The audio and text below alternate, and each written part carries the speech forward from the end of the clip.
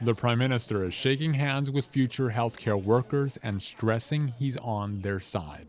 We just have to make sure we're giving you the supports to be able to, yes, work hard, all shift, but come off it feeling, okay, I made a difference. Afterwards, Justin Trudeau promised more than $630 million to support the healthcare system these graduates will be joining. But we have to be honest with ourselves. It can be too hard to access a family doctor or a nurse practitioner. Emergency rooms are too often overwhelmed. People are waiting for the surgeries they need.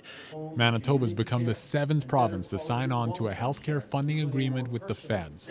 The province will get an extra $1.2 billion over 10 years. On Thursday, a third of that money was earmarked. Some of the funds will help Wab Kinew's government uphold an election promise. It means we can move on with our commitment, which we call our 4-3-2-1 plan. 400 more physicians, 300 more nurses in the city, 300 more nurses rurally, 200 more paramedics, and 100 more home care workers. That promise now becomes a string attached to this deal. Manitoba must make progress to trigger funding in future years.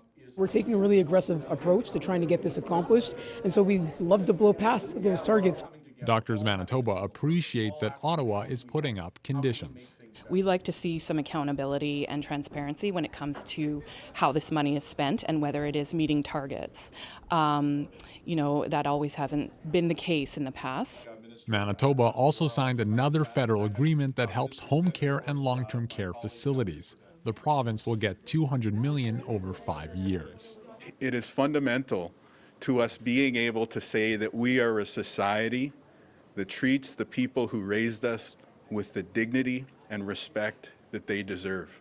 Hiring more staff isn't the only condition on Manitoba's share of the money. At the end of last year, 10% of ER patients were waiting more than 6.5 hours for care. The goal is to have that wait drop by more than 2 hours in the next 2 years.